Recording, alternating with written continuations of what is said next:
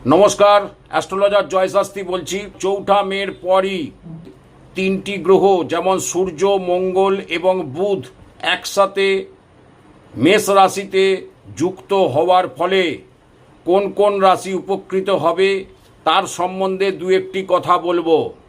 বর্তমানে সূর্য এবং মঙ্গল দুটোই হচ্ছে আগুনের গোলা।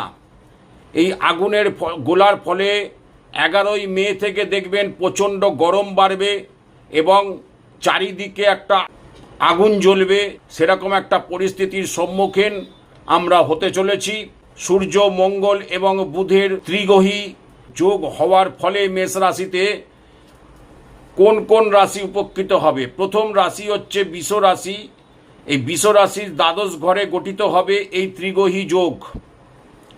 এই সময় আপনাকে সব কাজ সতর্কতার সঙ্গে করতে হবে, না হলে বড় ভুল হয়ে যাওয়ার সম্ভাবনা থাকবে। কর্মক্ষেত্রে আপনার শত্রু সংখ্যা বাড়বে। অফিসে যারা কাজ করেন তারা কারোর সঙ্গে বেশি কথা বলবেন না এবং নিজের কাজে মন দিয়ে চলবেন। চোখের সমস্যা আপনাদের বাড়তে পারে।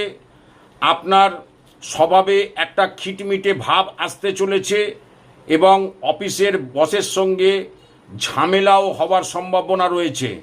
আপনি যদি পারেন 1 চামচ করে মধু প্রতিদিন সকালবেলা খাবেন। এরপরে হচ্ছে তুলা রাশি। তুলা রাশির এই ত্রিগ্রহী যোগের ফলে এই রাশির অতিরিক্ত আক্রমণাত্মক শক্তি বাড়বে। নানা দিক থেকে আপনি একটা চ্যালেঞ্জের মুখে পড়তে পারেন। দাম্পত্য জীবনে অশান্তি বড় আকার নিতে পারে। আপনার যদি পার্টনারশিপ কেউ বিজনেস করেন তাহলে পার্টনারশিপের ক্ষেত্রে একটু চিড় খেতে পারে।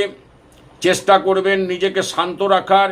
ইগো এবং অহংকার এই সমস্ত জায়গা থেকে দূরে থাকবেন এবং আপনার সঙ্গীর সঙ্গেও মনোমালিন্য হওয়ার সম্ভাবনা রয়েছে।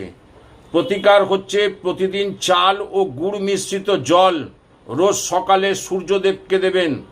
এরপরে যে রাশিটির কথা বলবো সেটি হচ্ছে মকর রাশি। এই ত্রিগ্রহী যোগের ফলে মকর রাশির 4র্থ ঘরে গঠিত হবে এই ত্রিগ্রহী যোগ।